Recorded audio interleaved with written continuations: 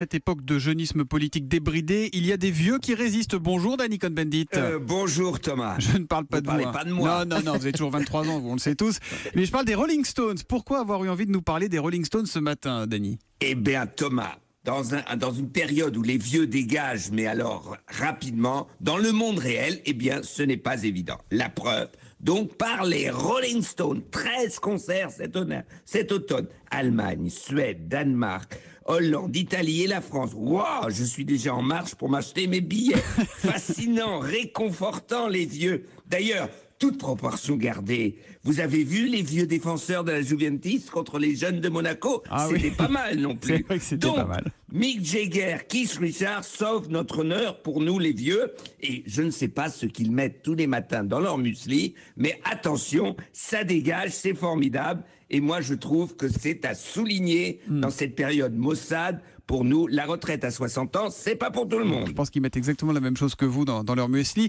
Ça dit pourquoi ils font ça? Mick Jagger, 73 ans, pourquoi il remonte encore sur scène?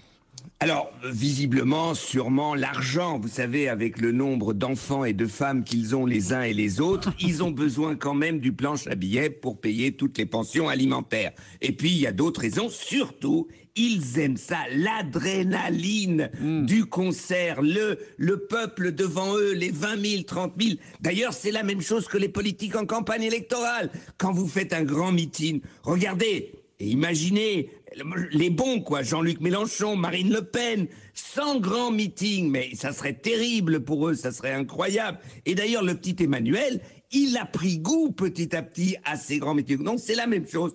L'adrénaline du contact avec les spectateurs, voilà ce qui les pousse à vouloir continuer jusqu'à la fin. Bon, il n'y a pas que les Stones, il y a aussi Bob Dylan. Je crois que vous êtes allé le voir en concert il n'y a pas très longtemps. Lui aussi, vous voulez le mettre à la maison de retraite des Peupliers ou pas, Bob Dylan? Ah non, mais c'était extraordinaire. Alors, les Stones sont plus opportunistes. Là, vous allez avoir des concerts où tout ce que vous voulez entendre, vous l'entendrez.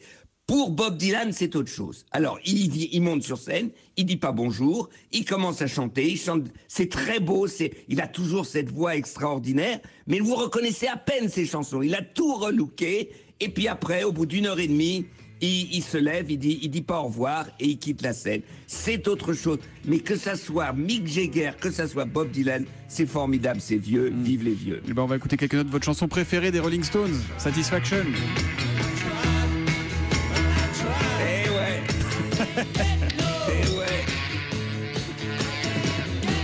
Et puisque c'est les disques à la demande, moi je demande Dancing in the Street en duo avec David Bowie. Allons-y.